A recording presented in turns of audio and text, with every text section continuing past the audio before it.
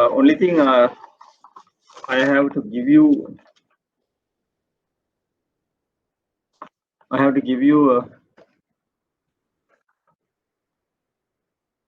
Eligibility criteria for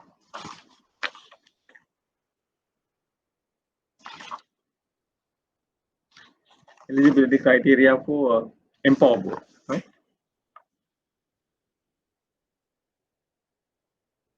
So only few three things. Shall we write it down? On the eligibility criteria to write it like this: eligibility criteria to list in Empower Board. Right? It's a paper article. Actually, they couldn't actually upload this into the system. First criteria is stated capital should be over rupees 25 million already.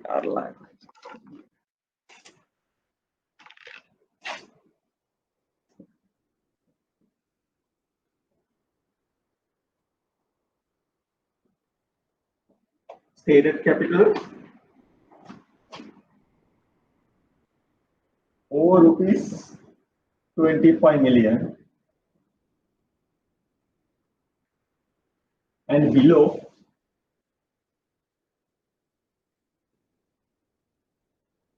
rupees 100 million. This is the first criteria to be satisfied. You want to be listed in the Empower Board.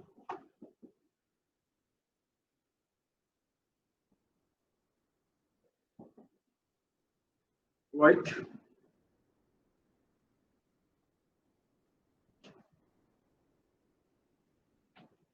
Second one is, now this Empower Board is who? For SME sector, right? SME. So basically SME, the company which is coming under SME, they have the idea, but they don't have capital. So basically, we had, before this coming into the effect, we had the venture capital. But last year or previously, they have introduced this board to have to raise more capital and help the ideas to come up with this SME sector people. Right? The second criteria is the total assets must be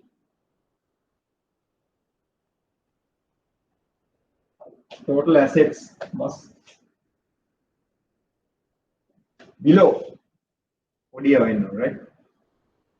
Rupees 600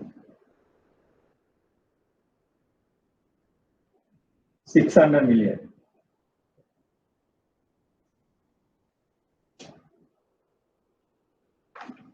Third one is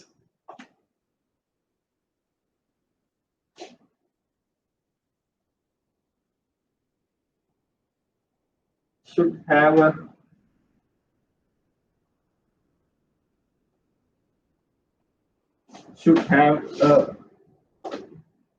positive net asset.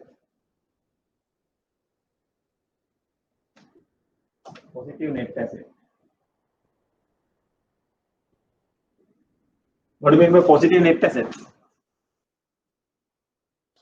Now net asset is what? So if you take the balance sheet, here you have equity, here you have long-term liabilities, here you have assets, here you have current asset, right? This is typical balance sheet. Generally, you have one side balance sheet, but for you to understand, now see equity capital. Equity means what? Share capital plus reserves. Share capital, whatever the put by owner, and the reserves and the accumulated profits. It's a long-term liability. This equals net worth. Now, when last week, remember that we have discussed when the company is making continuous losses, this is why for. Why this is a profit? Profit take a loss and then make natural. So when you make losses, the whatever the amount you put as capital also eroded. So then you have negative net worth. We call it net worth is negative, equity is negative. So there is no value of such a company. So you need what? restructuring. We have discussed several restructuring mechanisms also, right? So then that is, so this has to be positive anyway for you to be listed in the Empower board. That's important, right? So these are the criteria to be listed in Empower board. Right? Shall we do this 2019 March?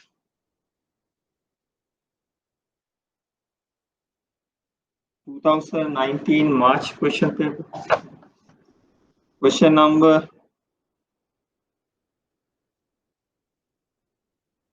2. Sorry, question number 7. Subtopic number 2.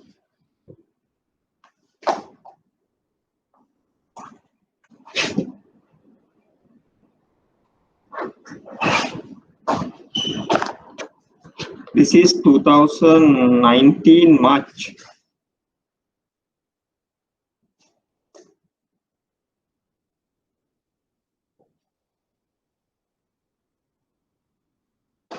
Question number 7.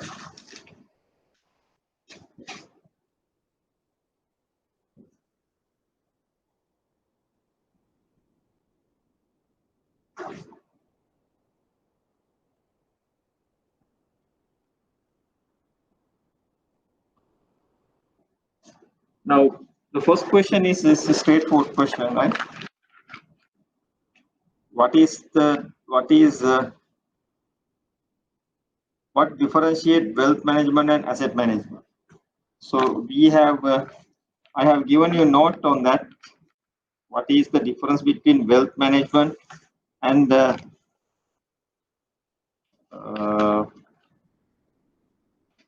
asset management, then the fund management, portfolio management, all possible questions, right? So basically, wealth means everything. Wealth means everything. So the asset is a part of this. Wealth, if you say wealth management, so it is basically, it includes advisory service as well. So basically, you have to write it down. The asset is a part of the wealth management. Asset management is a part of wealth management. Fund management is a part of wealth management. Portfolio management is part of wealth management. So all these things come under wealth management. So wealth management is the big picture. So all these things coming under that, right? Wealth is the broader one. But the asset management, portfolio management, fund management, everything is coming under wealth management only, right? Straightforward question. Now see the question number 2. For the question number 2, 3, 4, identify which asset classes are most suitable for each scenario given and briefly explain your reasons. Now see this equity. Now the first one is equity. Expected return is 20%, risk rating is 6. Now the government securities, expected return is 9%. Now equity 20% yield. The government securities yield is 9%. Now do you agree with this statement?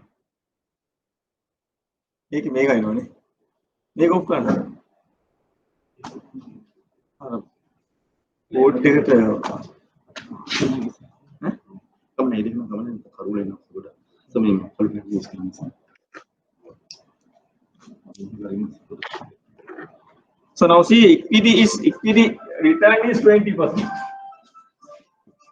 Equity return is 20%, whereas government security yield is 9%.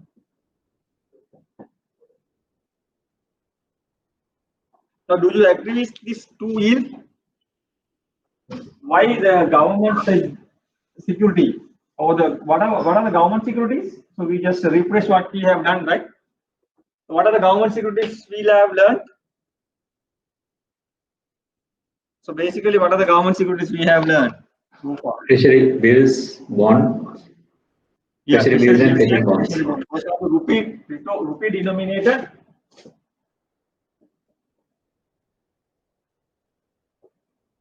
Rupee denominated government security instrument. So these are rupees, right? LKR. And we have dollar also we have learned, that is SLDG in local, right? Local markets. For international market, we have ISB, international sovereign bonds. Right? That's all. Now, can you justify this equity gives? Equity means what? Shares. So the amount, your investment in shares gives 20%, whereas your investment in government security or treasury bill, treasury bond gives only 9%. Why is that? Why is the difference? Why this has huge difference?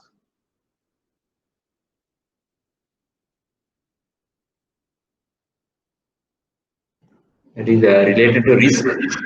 Yeah, which one is riskier? Risky is 20%. That equity. Equity is more risk. Equity is risky investment than the government security. So obviously, if you ask more return, then you have to be risk taker, or you have to invest in risky business. So then only you can earn return. Then you can earn higher return.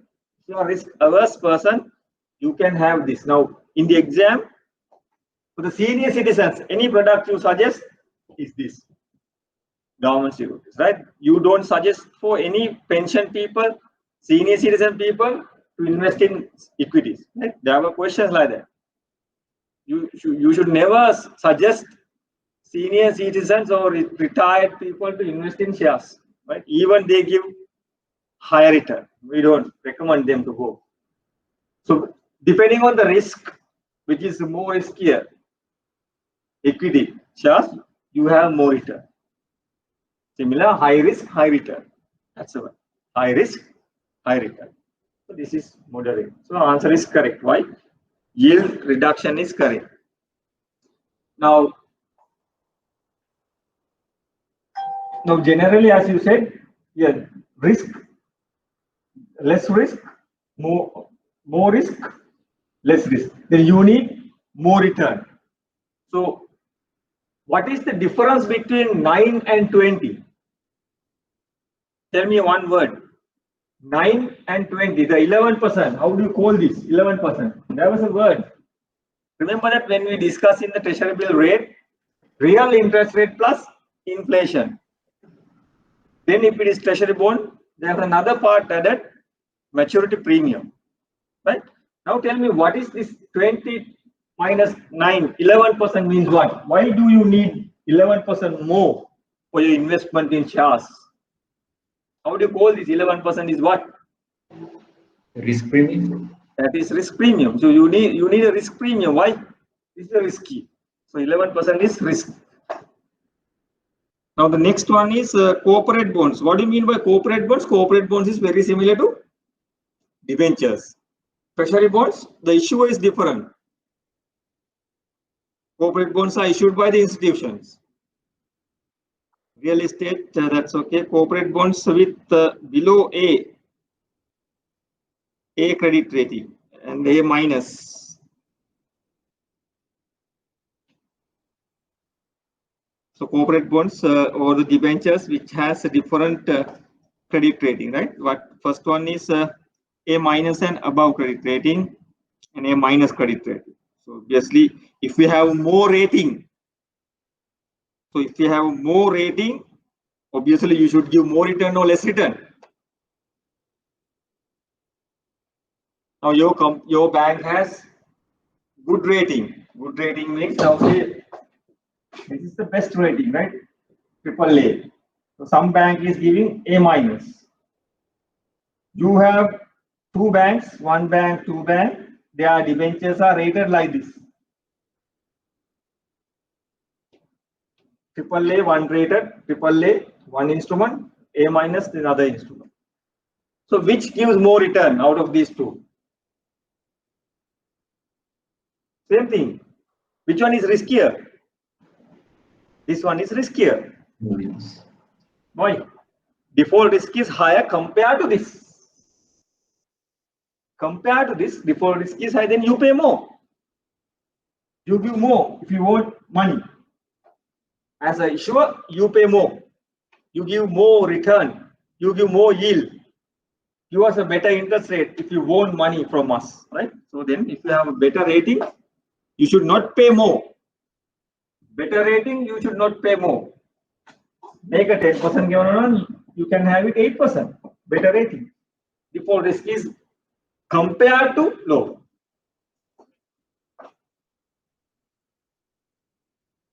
So the money market instrument, tell me money market instrument, treasury bill is a money market instrument. And commercial paper is money market instrument, FIFO is a money market instrument. Short term instrument, everything will go up within 1 year. Everything will go up within 1 year. Now,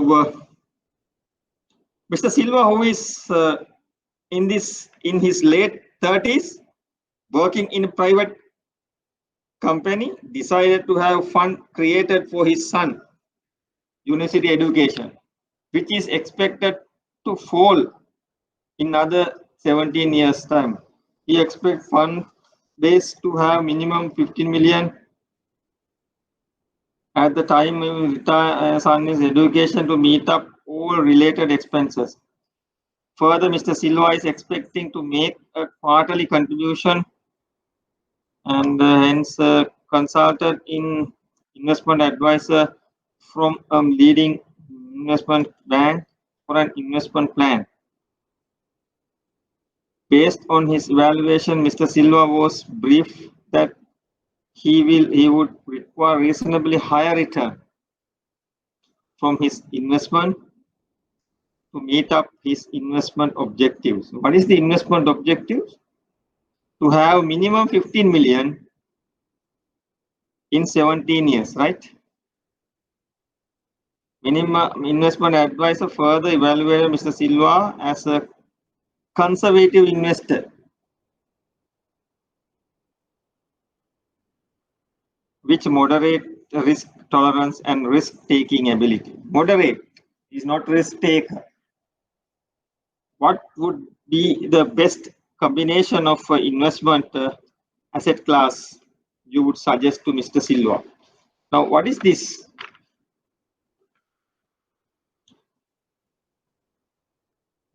Now, Mr. Silva is a father, right? He needs to have 15 million.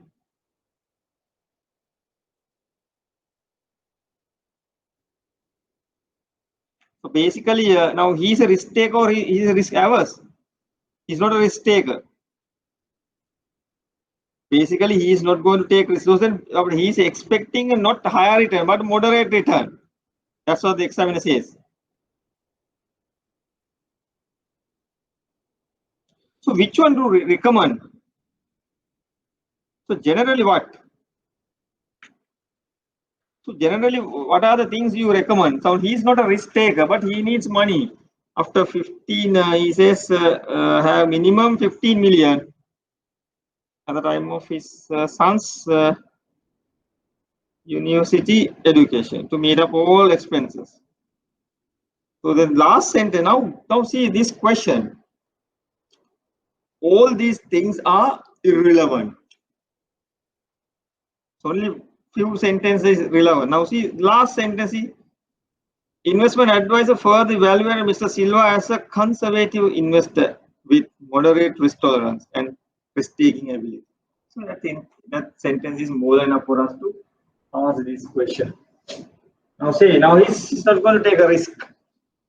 Now which one you propose to have it? Are you proposing to invest in shares? No. It's a long-term plan. It's a long-term plan. So you need to have a quick gains. No need. So it's a long-term plan. So then what do you recommend? So basically you have to recommend him for a risk-free investment generally. So what is the best risk-free investment even at a lower interest rate? 9% government savings. So you should first recommend him to go for government, but we are not asked what is the percentage and all. That is portfolio management. You have 100 million, say 15 million. End of the period you will need 15 million. But today then how much you should have it today? So annuity basis, right? That is how you say. Now when you give an loan to the customer, so you know the final destination, final amount you have to pay with the interest. Then you can calculate what is the installment value.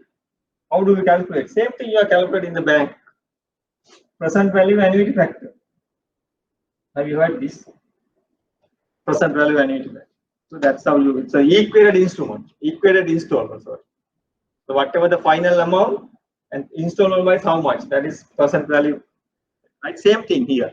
How much manually, how much monthly he has to invest. So same scenario, but he's asking what are the instruments he needs to be invested. So then we recommend first he has to go for corporate, government securities in the first place. Then you should promote him to go for which one is less risky. So you have to figure it out, or you have to have this sequence based on the lowest risk, low risk base. So which one is lowest? Government security. The second risk is what? Corporate bonds with A- and above credit rating, which is 12% the yield. The next one is corporate bonds with A. But real estate is good, but you have a problem of what? Realization, right? There will be a liquidity or the realization risk. Sometimes there may be some difficulty to realize when you invest, you make investment in real estate. But here we go, but you can recommend it as a last, but you should first recommend government securities and corporate bonds with below A- and above credit rating also. Those are the three things you have to propose to answer this, right? That is very easy question for you to understand. So those are the kinds of question examiner can test you. It's a combination. It's a combination, right?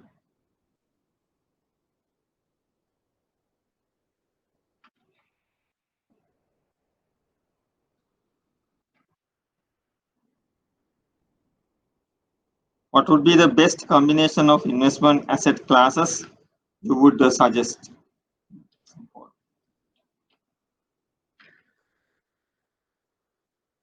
Now risk rating is what? The last column. Equity they say 6. Now based on the risk pattern or the riskness. Now risk is measured by whom? What? I think there was a note on in your PowerPoint presentation, one PowerPoint presentation, the early days. Risk is measured by through standard deviation, right? Remember, that was a question, but we have not much touch much. That is not much relevant to us. Right? Question now is understood, right? So he's a risk taker. He's not a risk taker. He is now understand moderate risk tolerance. It's not going to take much risk.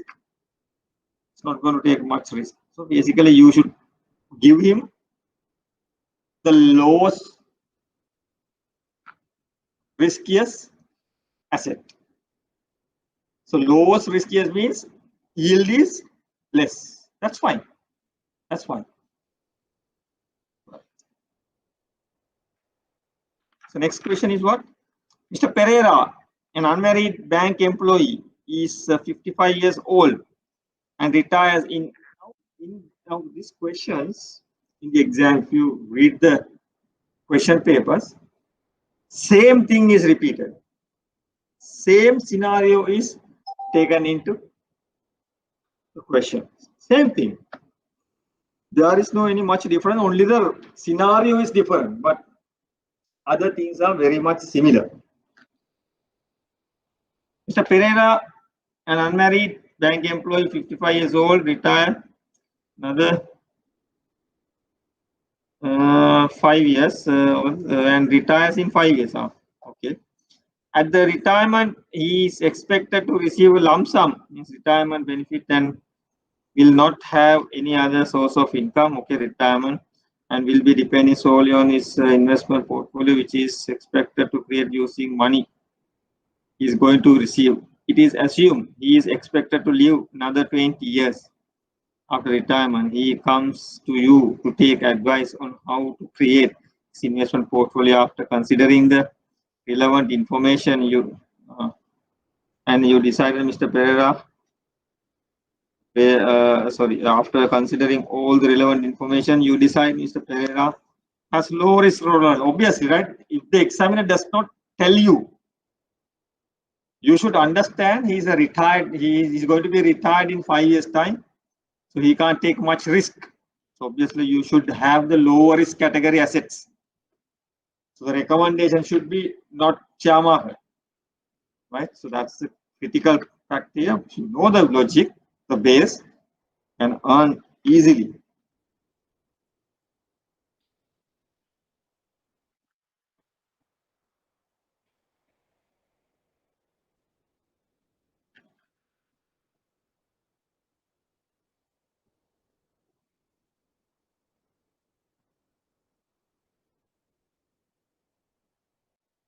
So what would be the best combination of investment asset classes you should suggest given his investment objective? So what do you recommend? Same thing. Do you see any difference from the previous one? So obviously now see these questions. Now if you understand the real requirement for these people, so one guy is not risk averse. He needs to have 15 million in 17 years. So he is not going to take risk. He doesn't want to lose his money. But this guy is a retirement. Now he's going to be retired. It's the same. So the only income is he has going to be this retirement benefit. So then you actually propose to what? Go for same scenario, same asset class we proposed to the previous. Low risk tolerance.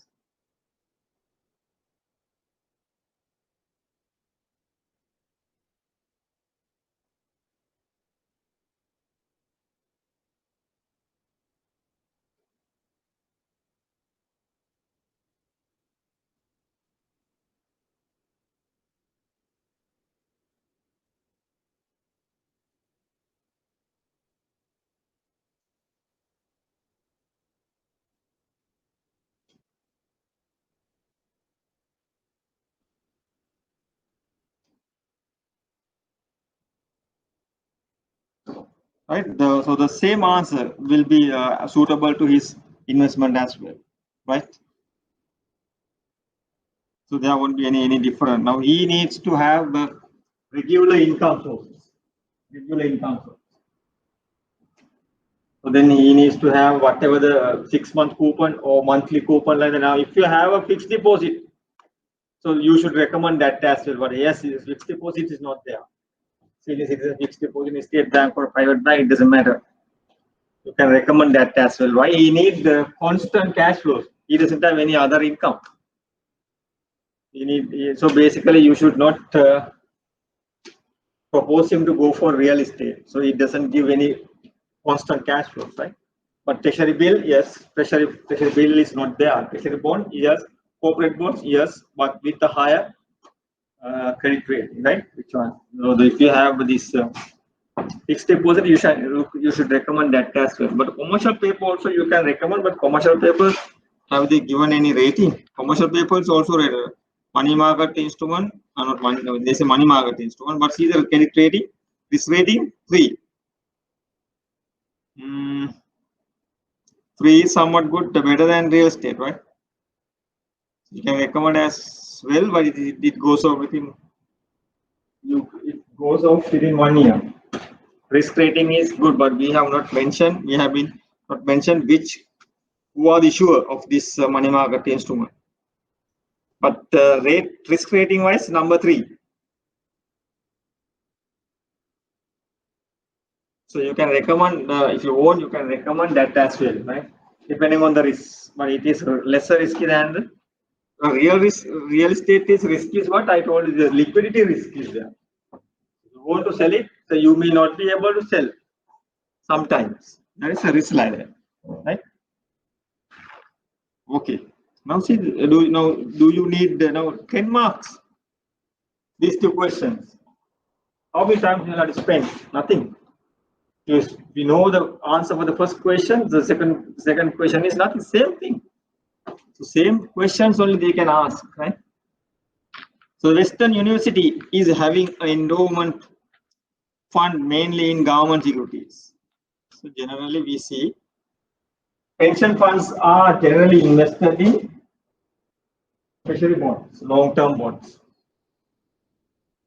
If you want to take a risk, you can go to shares as well. Now the EPF, employee provident funds, same thing. They take a risk and they invested in shares. The huge losses, right? So whose money is this? So general public money.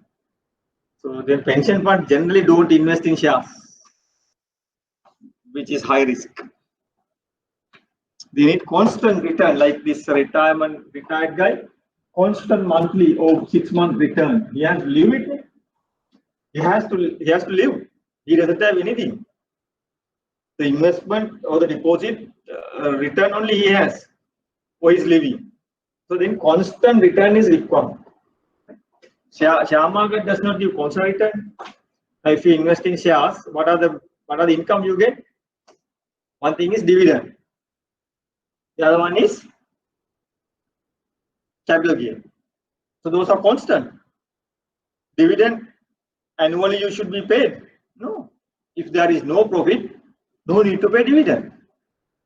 You can have it the scrip dividend instead of cash dividend. Scrip dividend means what? Dividend is in the mode of payment is shares. So you can have that. It does not necessarily requirement to pay dividend plus in cash. There is no requirement to pay. You can have it scrip dividend. So then scrip dividend he can't live it. He need money. Pension fund, endowment fund, mainly government securities. That's correct. Low risky fixed deposit, fixed rated long-term bonds, low risk. Every instrument is to be listed. The rated government security. Government securities are generally to the listing. The main objective of this fund is to preserve its capital. That's correct. Interest rate කොහොමද අඩුවන් දාපු සල්ලි ටිකක් දෙන්න ඕනේ.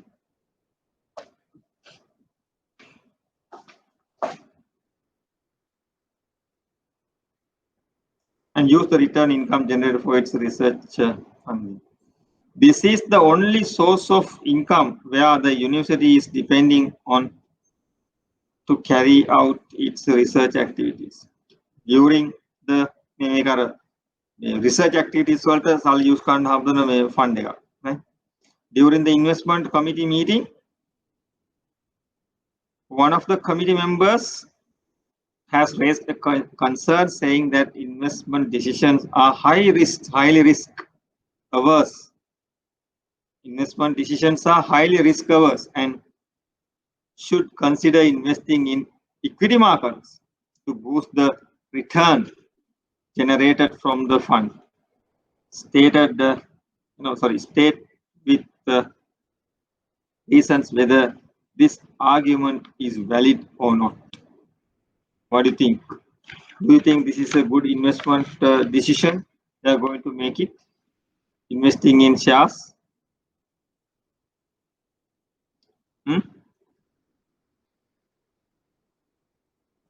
No. No. Why? Depending on the high risk, the amount you put money is also wiped out. It depends. The high risk, you have to accept the risk in the first place. But as I told you, the pension funds, the funds like this, the main objective is to preserve the capital, should not invest in shares, which is the highest risky investment, the high risk investment. You can have it the yield depending on the market performance, but we don't recommend. We don't recommend to go for. So this is not going to be a good investment decision if they are going to take it. Now the examiner asks you, state with reasons whether this argument is valid or not. This argument is not valid. Why? We have been discussing this. The market is you can say that the market performance based on what kila. You don't know. So economy fundamentally, sometimes when the interest rates coming down, it should perform well. That's what it's actually happening now. Market is going up, and you should have now share market like this. Share markets like in Sri Lanka, you need foreign funds. So the local retail funds are not going to work properly.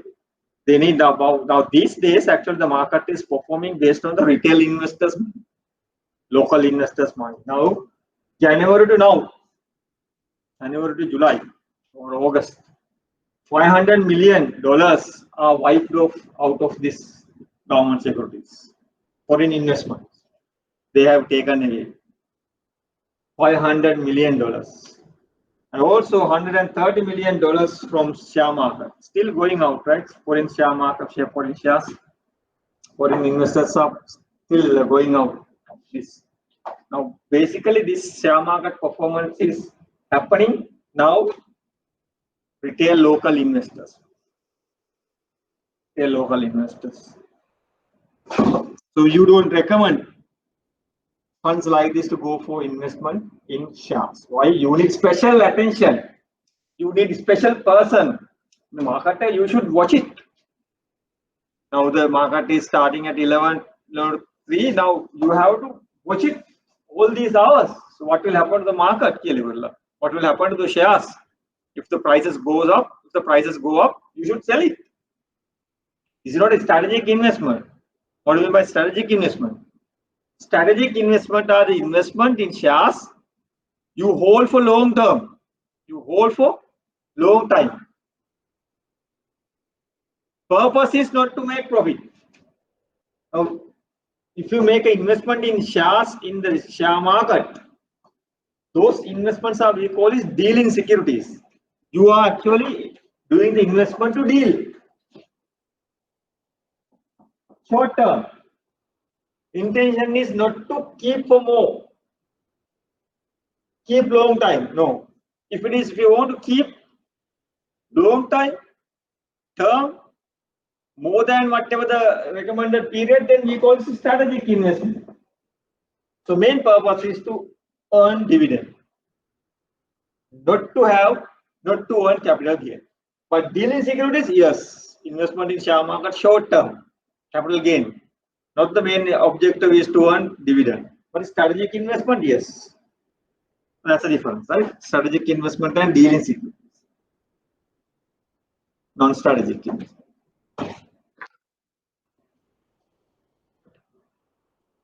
Now see, the question is now this, that was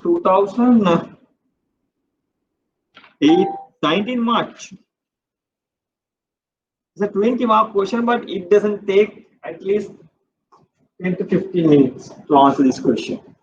And you can earn 20 marks easily. So this exam is not difficult at any time. So same thing, now see these three questions now which we did. Scenario type question, same thing exam is asking in a different way. In a different way, they are asking the same thing. So if you answer a question first, then you can answer easily even without coming for these classes. This is general knowledge. Everybody knows share market investment is riskier. If you know this treasury bond, what treasury bond is, government security, they are less risky. So if you are expecting a constant income, like retired person or a fund, you should not invest in share market. And you should not invest in low rated instrument. That's all. Low rated debt instrument, you should not invest. Right? The ratings are not good.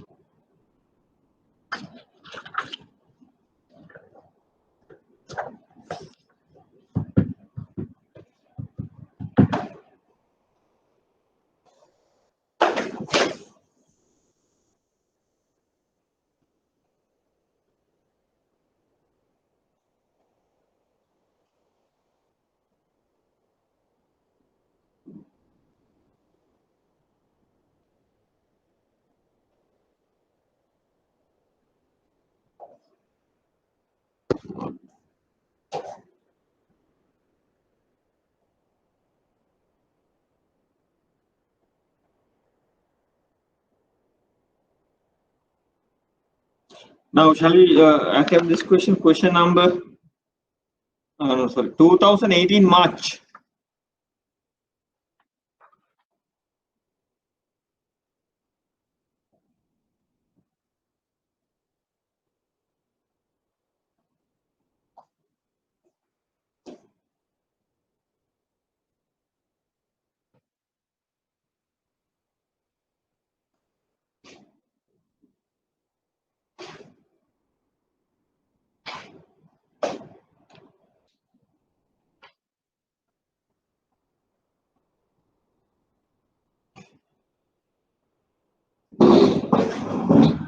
Now, this 2018 March.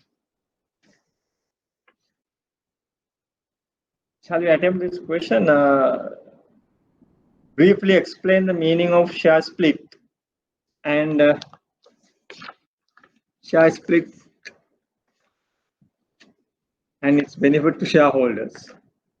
Now, what do you mean by share split? Now, share split means what? We have learned this in the class. Now, remember that the example we have taken in the class is 10 shares each into 100, that is 1000. So then you need to have more number of shareholders. You need to have more number of shareholders. Then what do? Keeping the total amount as constant.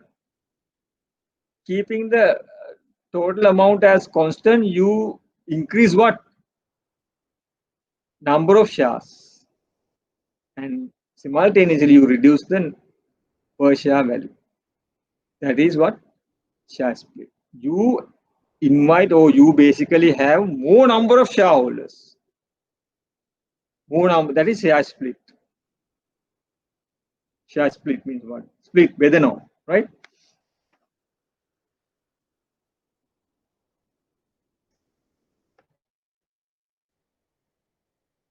So they're asking benefit to the shareholders. What do you mean by what is the benefit to the shareholders? What the share split taking benefits in shareholder? So basically, the shareholders get what? Now see the what is the benefit for having bonus issue? So what is the benefit for having bonus issue? What is the benefit for having right issue? What happened? Now see the salient feature of this. Now having a share, having a right issue. What is the salient feature? What is the salient benefit? Now the right issue is for whom? Existing shareholder. So what do they expect? Not to dilute their shareholder. That is the main thing. So what is the expectation of bonus issue? You convert whatever the reserves to shares. Reserves to shares. Shares for whom? Owners. So you have more number of shares. If you have more number of shares, what happens? When the company declares dividend, you have more dividend. So you have more number of shares, you have more dividend. It's better, right? Now right issue, there is a cash inflow, but bonus issue there is no like that. Only the transfer of reserves to one place to another. Transfer reserves to capital. So, right? Now share split is also similar. You have more number of shares for each shareholder, 16 shareholders. You have more number of shares, same impact, right? Same impact you have when you have this more number of shares, right? Now, what is this? They're asking question number 2. What are the advantages of issuing debt instrument? Now, this is frequent and regular question in the exam.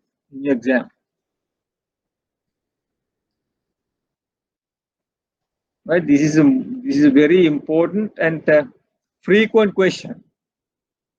What are the advantages of issuing debt instrument than ordinary shares? We have discussed it several times in the class. Right? So you see here they are asking advantage in debt instrument. In the tax thing, the dilution of shares, and you have what else you have? The dilution of shares, dilution won't happen when you have this debt instrument, right?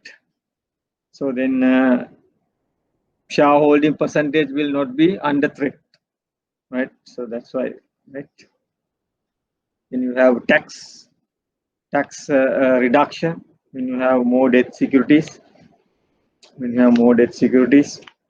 right? What are the advantages of issuing debt instrument? So then the debt equity ratio, you can manage it. You can have this lower cost funding. We have discussed in the class which one is higher cost. Cost of capital is higher. Cost of debt is lesser than the cost of capital. So then you can have low cost of funding as well. Now the next question. Now that is question. Now this question. Now what are the advantages of issuing debt instrument than ordinary shares? Carries 5 marks, right? Or carries 5 marks, but the examiner is not expecting the five scenarios. But if you can write it 5, that's fine. At least you have to write it main 3 concerns. Main, right?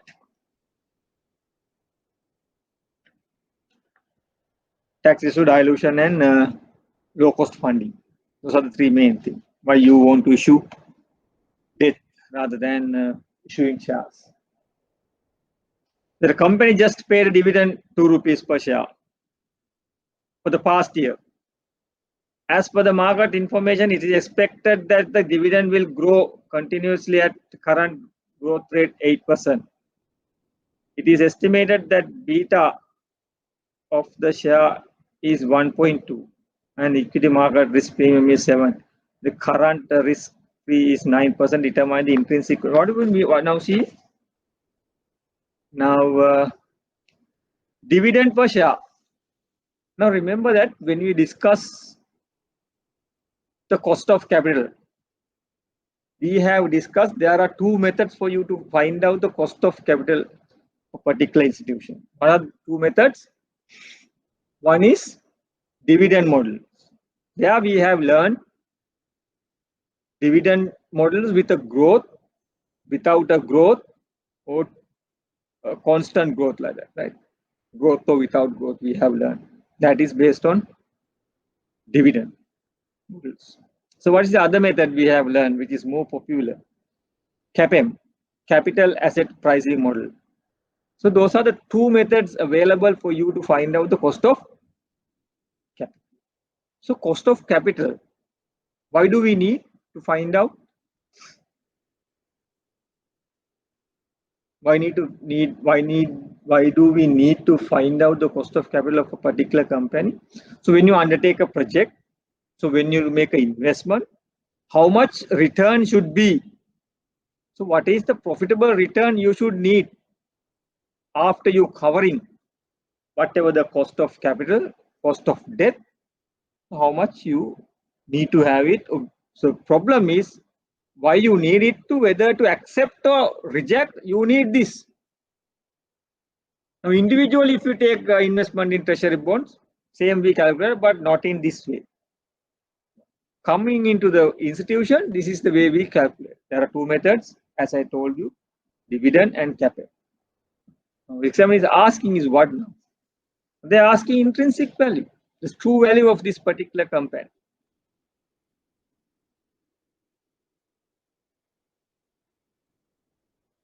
Now they are giving a dividend and also they are giving the other information as well.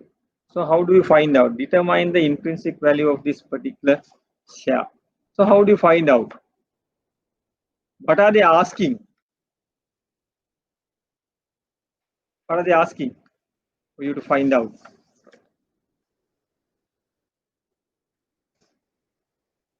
Now, see, now information is given to you to calculate cost of capital using what? CAPM. So CAPM, for the information is given, all this information are given. 1.2 beta is there, and the current risk-free rate is there, and equity market premium is there. You can easily calculate the cost of, capital, CAPM, the cost of capital by using what? CAPM. So then you have what? Return on capital asset, return on cost of capital. So basically required rate of return, that's the word. Required rate of return in terms of cost of equity. The same thing. That is discounting factor. If the company does not have any debt, that is their discounting rate. So you take all these project cash flows, discounting from that on. It's easy.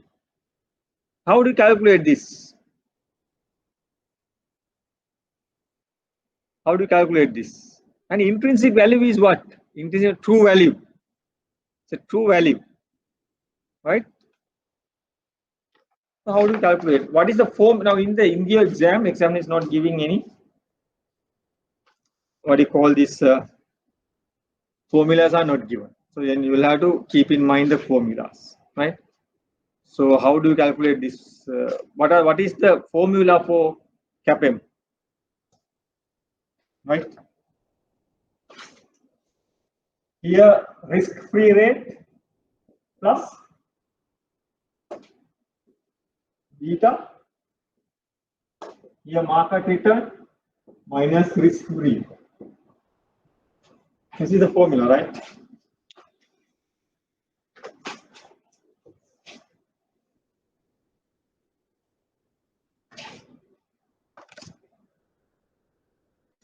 So what is risk-free rate?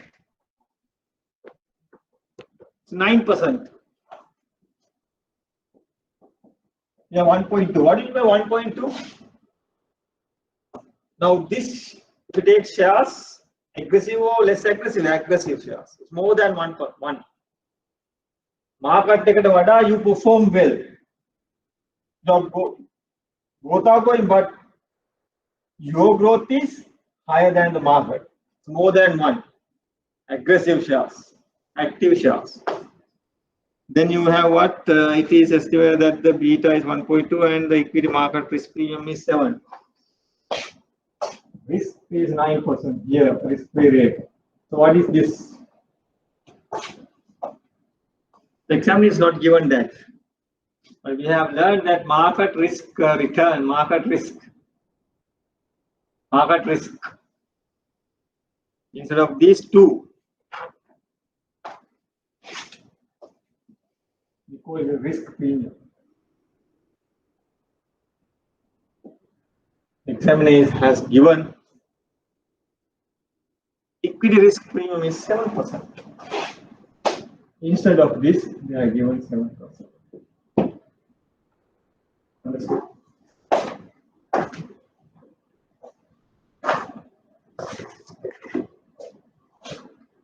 So then you have what?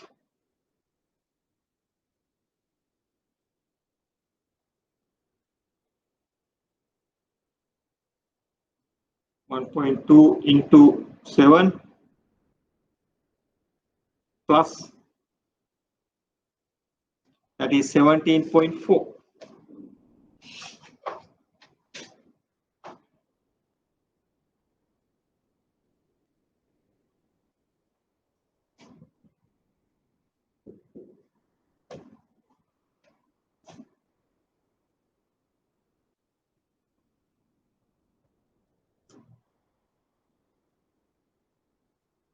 That is 17.4.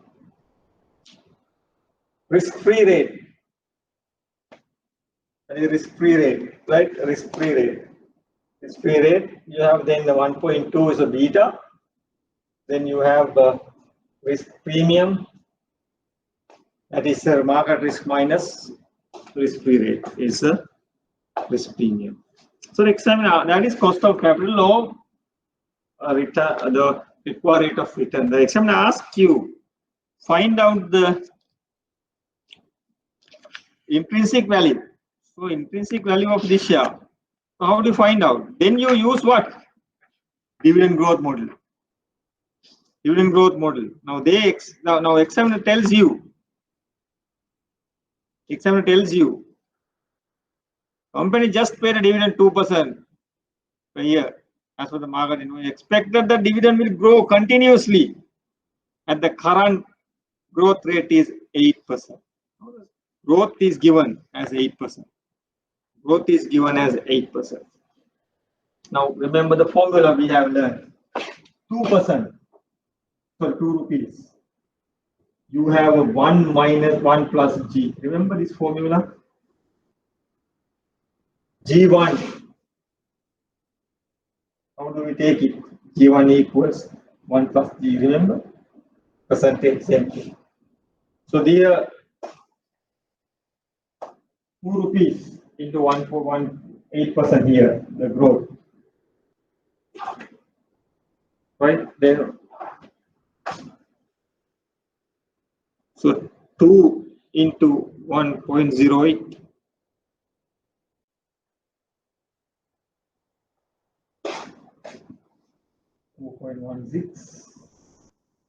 Continuous growth.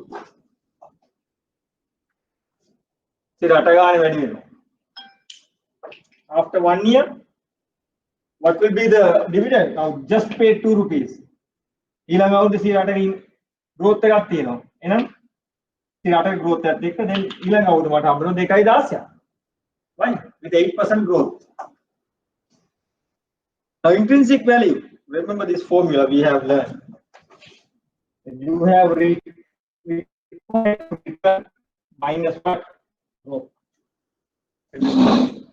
And 216 divided by 17.4, which we have just calculated, minus 8 is your answer. So this is the true value of this share, intrinsic value of this share. Now, in this case, examiner has used both the method. Examiner has used both. If the examiner concludes asking what is the cost of capital, that's finished. We can stop it here. But examiner is asking again, what is the growth? What is the intrinsic, the value of the share? Intrinsic value of the, what is the determined intrinsic value of a share? Value of a share. No, this is a value. This is a percentage. It's a percentage. It's not a value. The examiner is asking value. So this is the value. Whatever the answer comes here. That's the value. All these things we have learned. Only thing you have to apply. If you going to apply the dividend model here, since the examiner has given you 2%, it's completely wrong. Why? You can't apply. You can't have it. Again, you have to find out what required rate of return. Then you have to calculate this as well. So both the things you should know, but you know everything. Application. That's it. Generally, examiner, in this case, examiner has not given this. This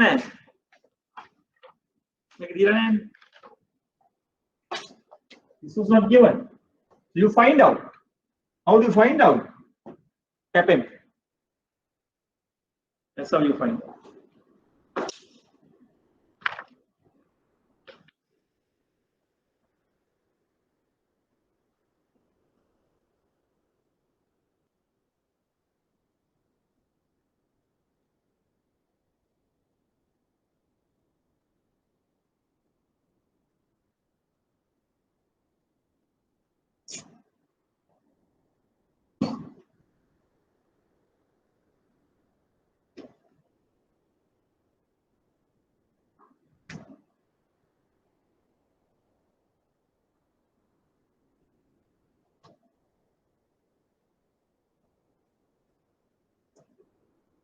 What is the next question? As part of Basel III requirement, now this is the question of 2018 March. Now Basel III is anyway there. Right? So we have learned under Basel III what are the types of debentures you should issue. Convertible debentures. So the convertible debenture is basically what? You have the option to convert into shares. One day before it's get matured, you have an option of converting into shares.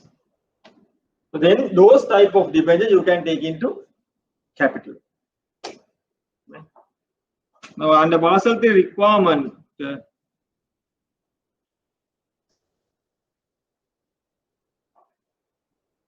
there are some ratios to be applied under Basel III, but I don't think so. I'm going to test you those.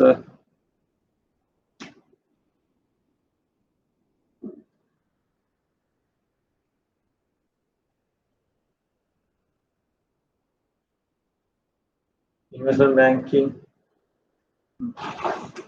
As part of Basel III requirement, CTB Bank decided to raise 1,000 million equity through right issue. Now the examiner can ask you why the company is why are you recommending the company to issue right issue rather than new shares? Why you recommending company to issue right issue compared to debt instrument? So those type of question can come, but same answer, right? Through right issue of voting shares at the right price 200, the rights will be allotted to existing shareholder. That we know. Right issue is for whom? Existing shareholders only. At the ratio of 2 to 1. Now this 2 to 1, 2 to 1.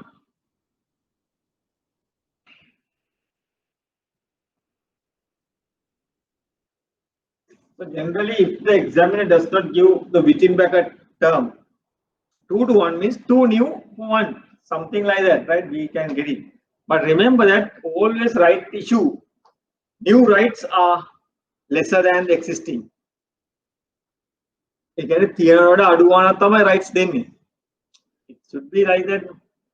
So in the 2:1 can within bracket do not what?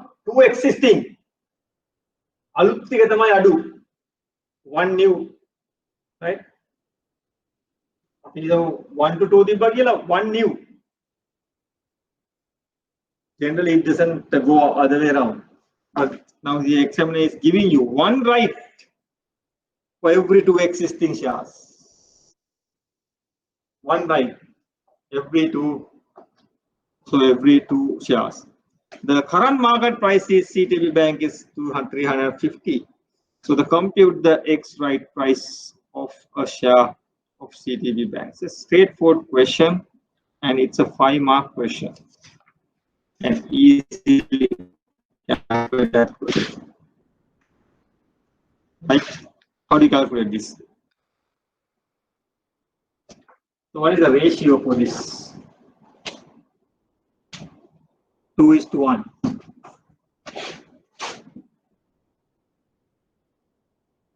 Two existing, one new.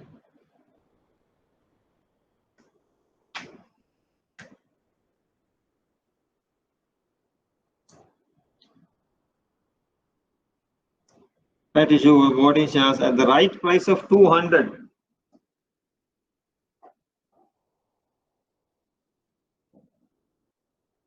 What is the existing price? Citibank is 350.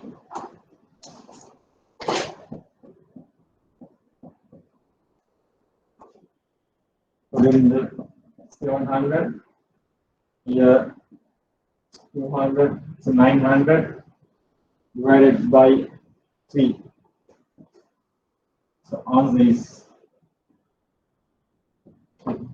after the right issue, the prices of this share will be 300 rupees. It was before the right issue, how much? 350. Now after the right issue, it comes down to 300. Why? Correct or wrong? Yeah, it's correct. Why? Before the right issue, you had how many shares? 2 shares. Example. But after the right issue, how much you have? 3. One new comes. Before you had 2. You have more supply then. You have more supply now. Dekat tibbahama 350 දෙක හරි. than T1 of the right issue. Obviously, you have more supply. When you have more supply, the prices should come down. That is the general pattern. That's automatic thing, right? When you have more supply, the price should come down. So that's what happens. Theoretical X right price.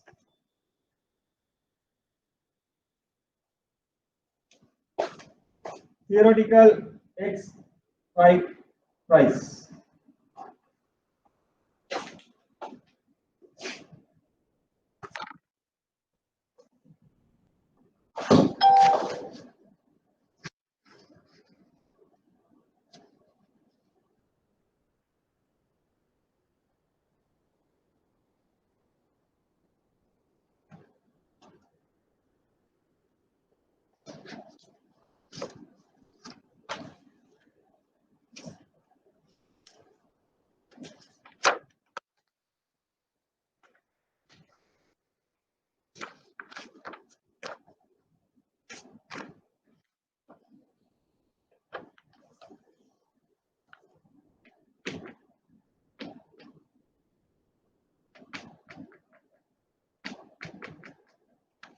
Now, just we 2016 September 2016 paper.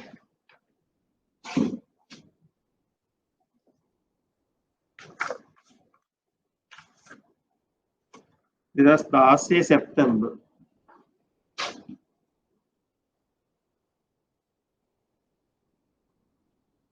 Question number 7.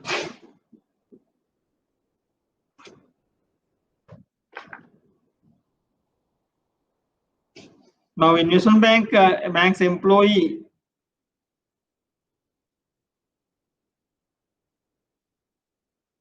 investment analyst to provide its investment advice service to various clients for this purpose.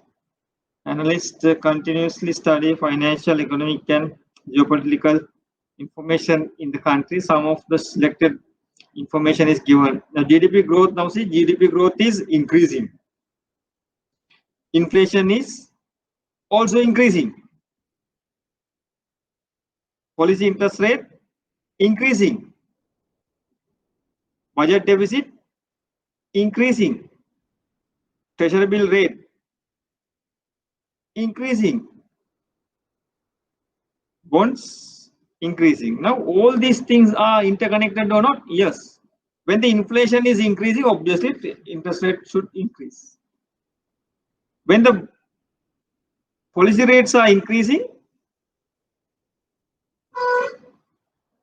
country's interest rate also should increase.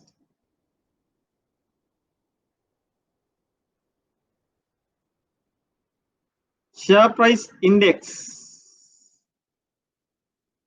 150, 125, then 150. Slight fluctuation. Constant. When the interest rate going down in a country, generally share market is performing well. When the interest rate is going up, it should be other way around. 1 year deposit interest rate also should increase. Why? Interest rate is increasing. Inflation is increasing. Bank credit growth 15, 20, 25 increasing. So bank credit growth is increasing. GDP growth is also increasing. Interest rates are ready. When you to borrow, they have to pay more. But people are borrowing. How do you say so? Economic growth is increasing. GDP growth is increasing. People are borrowing for development purpose. So they borrowed even at a higher price.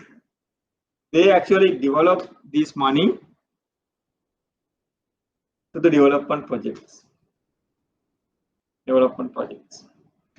Right? Now explain how you would advise your client on the recent trend and economic. Now, this similar situation is prevailing now as well.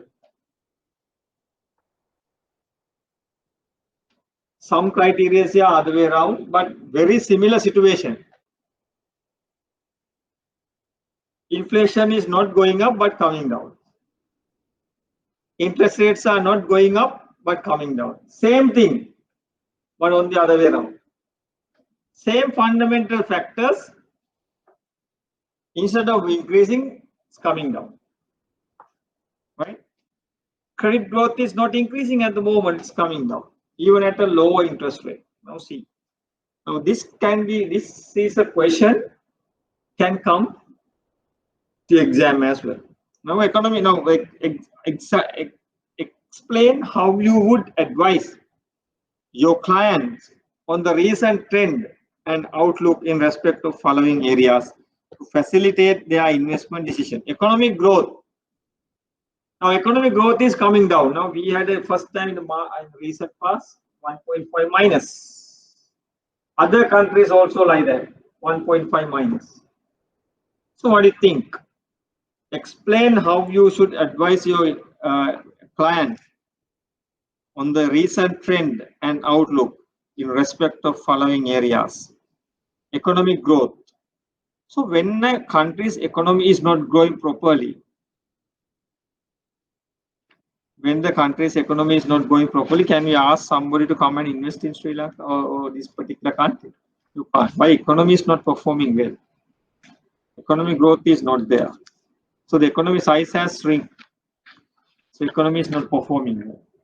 So you have gross domestic GDP growth has come down. So the lifestyle or the livelihood of the people coming down. Now we can expect the further reduction in coming months, in coming years, due to this corona pandemic. So very relevant question, examiner can test you. Economic growth. Now we had 2.3% last year growth. Now this part of growth we have 1.5 minus. 1.5 minus. So that is a possible question like this. So how do you survive? Now how do you investors? How do you recommend investors to come to Sri Lanka? How do you recommend investors to invest in alternative investment opportunities under condition like this? Right? Now generally, in a situation like this, when you have a minus growth or the GDP growth, lower GDP growth, you should encourage people to borrow money. So that's what government is doing at the moment. So for you to borrow money, you should have lower interest rate. So we have reduced 2.5% policy rate year to date. We have reduced 2.5% policy rate. And we have reduced SRR to have more liquidity in the market by 3%, 300 basis points. We have reduced year to date, right, from January to now. 3% reduction. 3% reduction. Now reduced. So then the economic growth is not going well. Minus. So then your investments also losing their value. Investments value are losing, right? So the budget deficit also enlarging. So you don't have export income, you don't have remittances, you don't have FDIs, you don't have tourism. So then the budget deficit is widening, right? So how do you recommend this? Now the economic growth is not going well. So then your investment value also coming down drastically, right? So the examiner can ask you under the, now when a situation like this, when you have a minus growth, not in Sri Lanka but around the globe, so how do you recommend people to invest your money wisely? Why do you recommend? Now the government security investments, the rates have come down. How much? They're 4.8% now. It was 7% January. That's drastically come down by 5%, like. So the huge reduction in the government security. So then the earners like this, the pensioners like people, how can they live? That's a problem. So the investment activity is also limited at this moment. It's very difficult, right? So when the correlation is when the country's GDP growth is getting lower, your investment activities are also getting lower. It is also getting lower, right? So the interest rate, what do you think about interest rate? Now think about the present situation. Interest rate is coming down. Is it good or bad? That's a good thing. When the country wants to develop, interest rate should come down. That has actually happened. So then you have more credit growth for the development purpose. But there is a few sections. The depositors are losing their money. They don't have much income or the income avenues to live. Why the interest rates have come down, drastically come down when the interest rate. Now when the interest rates coming down in the government securities, so when the country's interest rate coming down, obviously government security interest rates also coming down. So it is not encouraging foreigners to come and invest in these. Why interest rates have come down?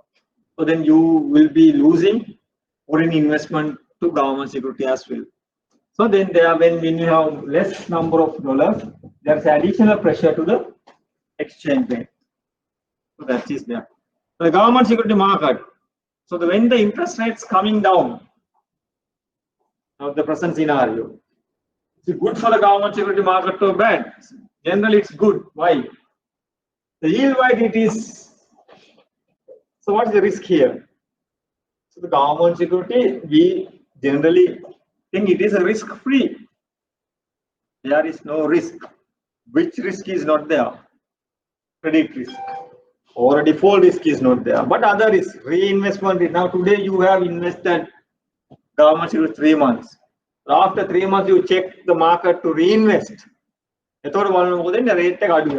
you are under reinvestment risk, interest rate risk. So those risks are there for the government security as well, but credit risk is not there. Default risk is not there. Government is not defaulting, right? But other risks are there. We learned in the class. So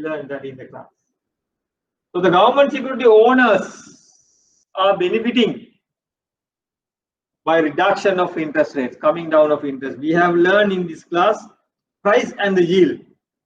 There is a relationship which is negative.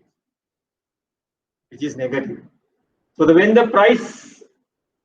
the interest rate comes down, price should go up. So you can sell at a higher price. So the government security owners are benefited by reducing or coming down or decrease of interest rate. Reinvestment risk is anyway there once the reinvestment comes. But the people are holding at the moment, government securities are profit makers when the interest rate coming down in the country. So we have learned that relationship, price and the yield. Remember that? This goes up, this comes down. What's happening now? Price and the yield, market yield. Yield is coming down. So then the price should go up. But the higher, then price went up 30. I have 20 rupees profit. Like that. Why? Due to interest rate reduction, due to interest rate decrease. Okay.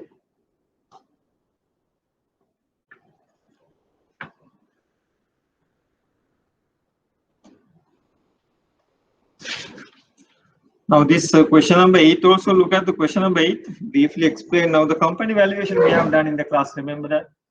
Where did it come? Where did it come? So when you're doing the corporate restructure, remember company valuation, mergers and acquisition. How do you compare the purchase consideration and all? So how do you value the company? You have to first do a due diligence for the entire company, and you value the company, right? So the methods of payment also we have learned, and methods also we have learned for the company valuation. PE ratio, remember PE and discounted cash flows, and all those things important for you to value the company. Why do you want to value the company? When you merge or acquire, This company has to have a proper valuation. So then you need to have the query valuation. And also remember the methods of payment, right? And company restructuring is same thing. When the company is making continuous losses, you have to have a restructuring. Loan syndication we have learned in the class. Special purpose vehicle SPV also we have learned.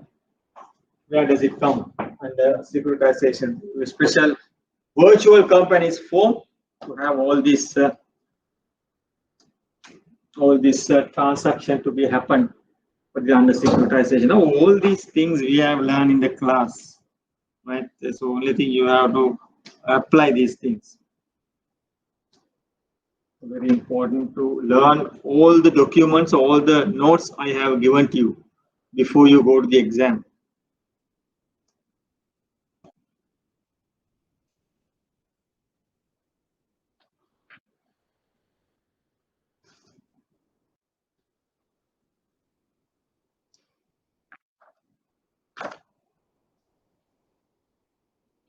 And also remember the activities or the roles of investment banking division.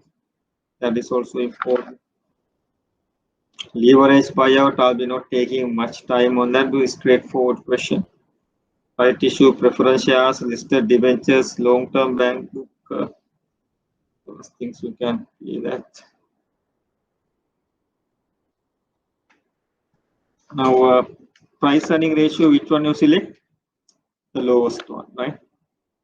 So price earning ratio is what? How much you spend to recover the investment. How much you take in to recover the investment.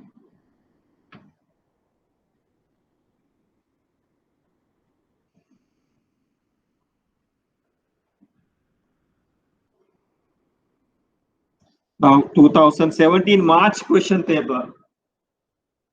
Now see the multiple choice question. 17 March.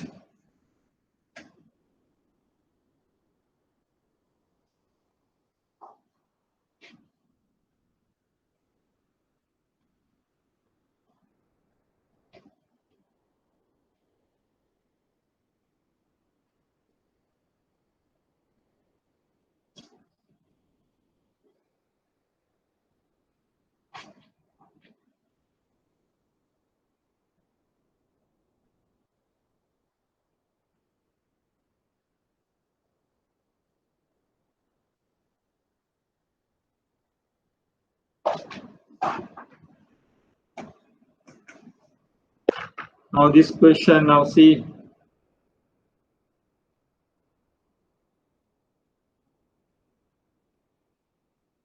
Now this question, question number 1, sub question 5.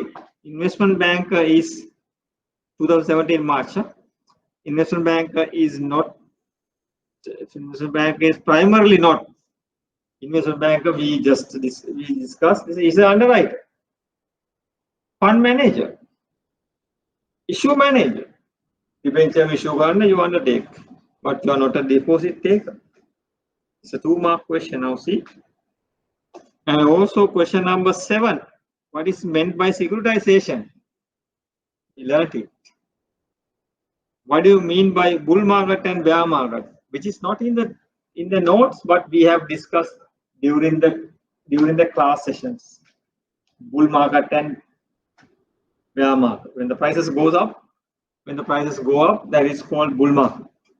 When the prices come down, so bear market. So what is the formula used for calculating weighted average cost of capital? So back CAPM, weighted average cost of capital. Learned in the class. And what are the major types of stock market indices? Also, all those things we have learned in class.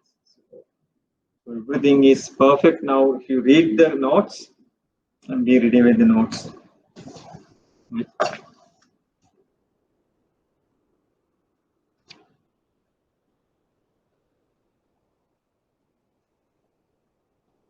Now the 2017 marks same question paper, question number 3. Why would company prefer to use long-term debt instrument to capitalize its operation instead of issuing equity? Same question can ask you different ways.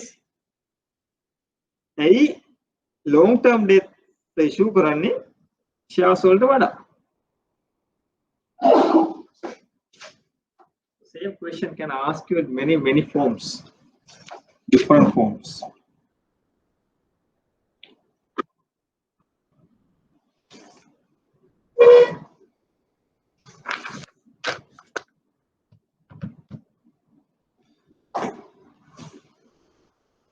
Now this question number 6. Same question, same type of question, you can answer this question as well. Now shall we understand this table?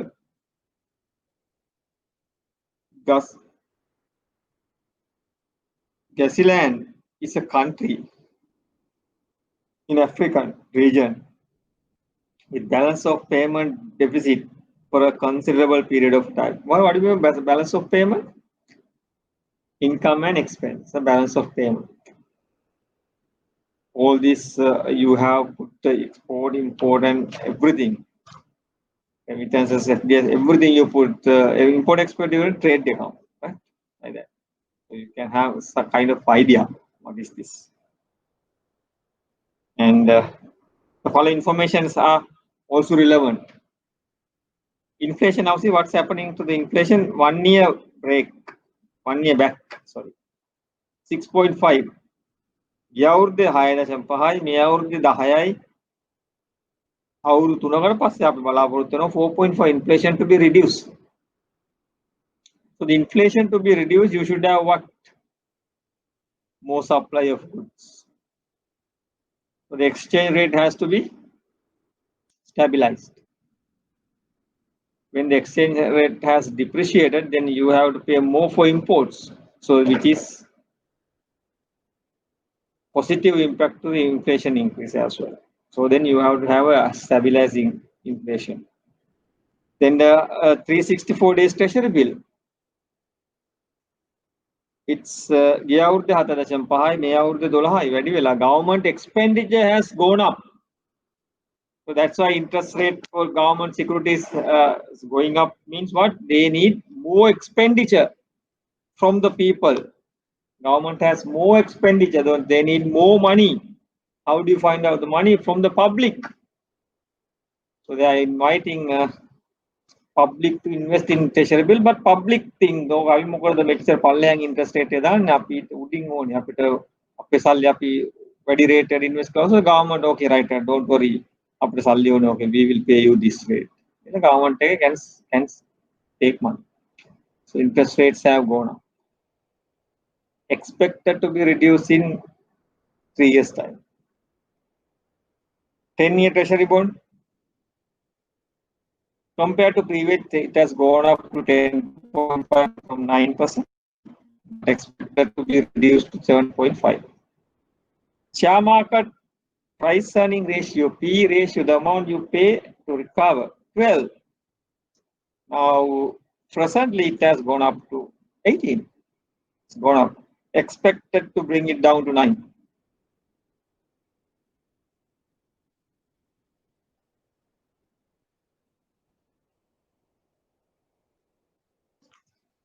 So Rabada sold his vehicle and received sum of $50 million, and he is planning to invest the sale proceeds in a suitable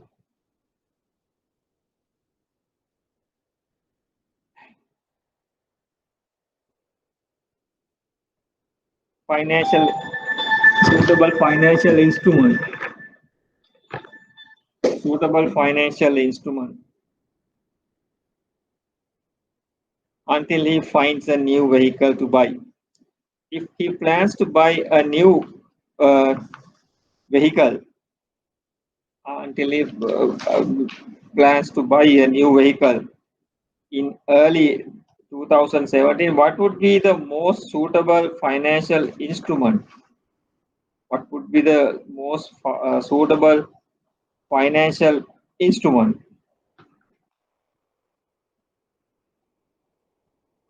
for Mr. Rabada to invest his sale proceeds. Now, Rabada sold his vehicle, $0.5 million. He's planning to invest the sale proceeds in suitable financially until he finds new vehicle to buy. If he plans to buy the new vehicle in 2017, now we are in 2016. Current year is 2016. So which one do you recommend to go for? What to invest? What would be the most suitable financial instrument? Inflation. What are the instruments available in this particular question paper? 1 year treasury bill, 10 year treasury bond, share market. Anyway, he needs money after 1 year. So your only option is available. This is 2017 March. Only option is available treasury bill.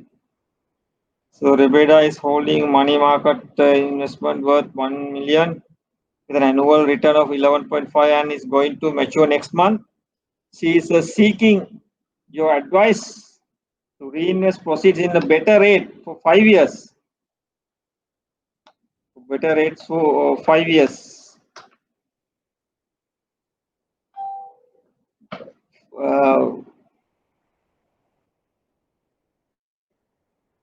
Annual rate of 11.5. We are holding a money market instrument worth 1 million, and it is going to mature next month. She is now seeking your advice to reinvest the maturity proceeds at a better rate for 5 years. Now, do you have a 5-year interest rate product here? You don't have. But long term, more than 1 year. 5 years? Not only 5 years. More than 1 year. One option is you put 1 year. Then after 1 year, you renew for 5 years. That option is available. Or otherwise, you can put it for 10 years.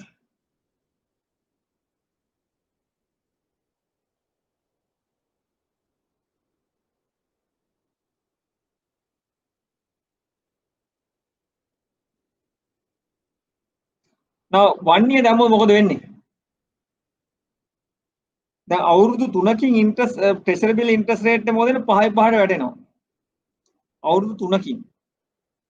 එතකොට පළවෙනි අවුරුද්දේ 100 දැන් current අවුරුද්දේ 12ට දානවා. ඊළඟ අවුරුද්දෙත් උඩ rate එකකට ගන්න පුළුවන්. ඊළඟ අවුරුද්දෙත් ගන්න පුළුවන්. හැබැයි ඊළඟ අවුරුද්දේ තුන්වෙනි අවුරුද්දේ we expect interest rate to come down to 5.5. එතකොට අවුරුදු දෙකක් you will have to reprice this particular investment if you put it in treasury bills at a lower interest rate. You don't recommend it, and instead of you can recommend 10-year bond. Why?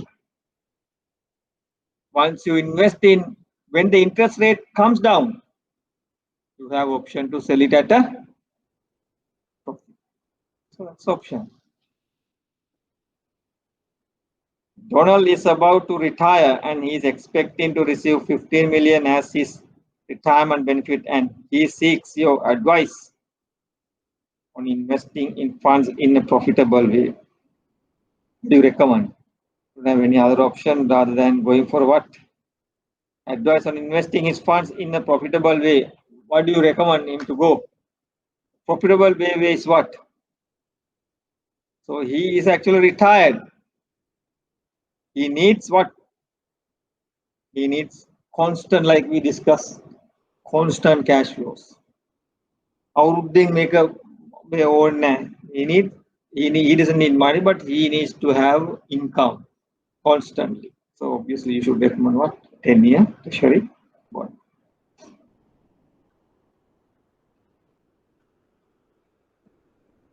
Treasury bill දාන්න පුළුවන්, but what happened? Treasury bill දැම්මොත් එහෙම you have reinvestment risk. So the Alina is a stock market investor and has her broker recommends her to buy shares of Delta company, which is now trading at 9 times price earning ratio. Briefly explain the rationale behind the recommendation. Do you recommend to go for that 9? Currently what? P ratio of the share market, it's 18. But there is a recommendation to go for 9.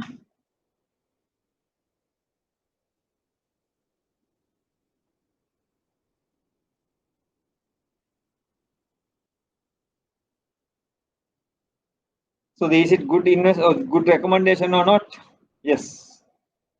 The overall market is at 18. Overall market P ratio at 18. So basically, if it is 18, so then briefly explain the rationale behind that recommendation. So 9% it's better. It's a lower P ratio, but we are expecting in 3 years time also bring down into lower P ratio. So your recovery is certain. So your recovery is sooner than the market recovery. So market recovery is what presently it has now compared to previous it has gone up to 18. The recovery period has gone up. So the payback period has gone up.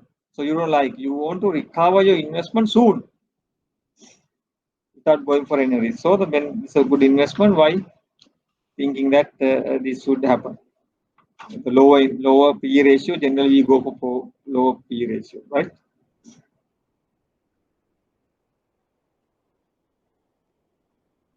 Right. So then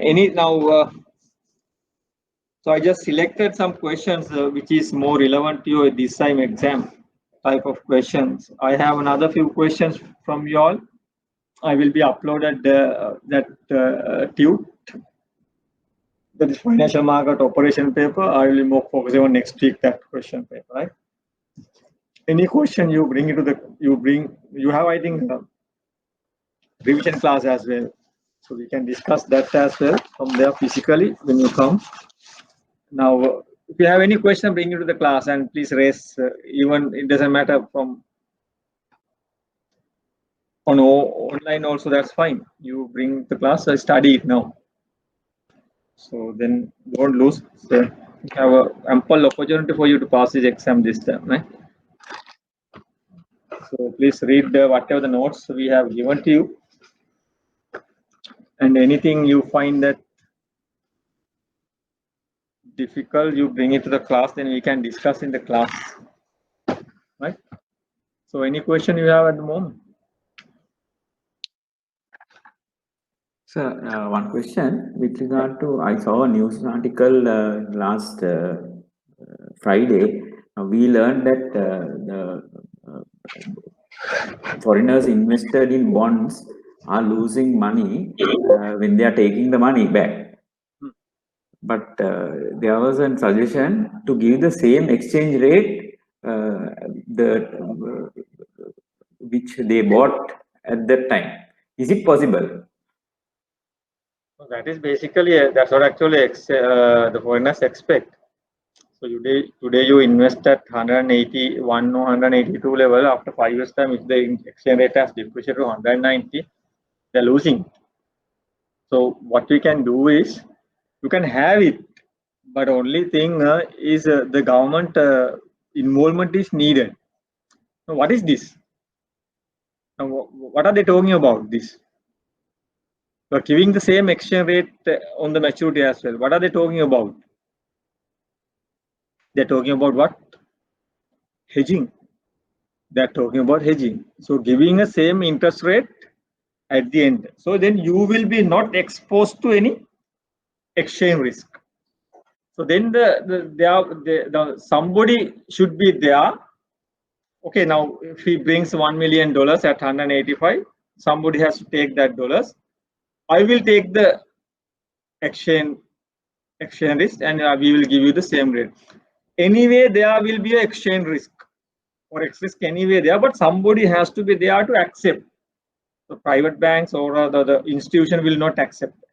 Why? They don't want to go for any exchange risk. So obviously it should be then the government. Central bank should have to take. They should actually accept that exchange risk. Exchange risk is anyway there now. As long as rupee is depreciated, somebody has to take that. So who is the somebody? It should be either from a government institution. So we think that especially the central bank has to take that. I don't think that central bank will take that, but there will be an alternative mechanism for that to hedge. So basically, they are working on, they are actually doing it, the hedging mechanisms. So hedge it, same thing. But very difficult to hedge at least more than 1 year. So you can't predict the interest rate. So the premiums all depends on, we learn, depending on the interest rate of particular two countries, right? Particular two countries, either inflation, or if you go by the interest rates, very difficult to predict after 1 year's time interest rates. So what will be the premiums? What will be the percentage of depreciation? Difficult. So if you think this is more important than if you think that risk of foreign exchange is more than lesser important than the investor coming to Sri Lanka, so you can go for that. You can have that taken the exposure and allow or the inviting exporters to come to Sri Lanka and invest. So they need that.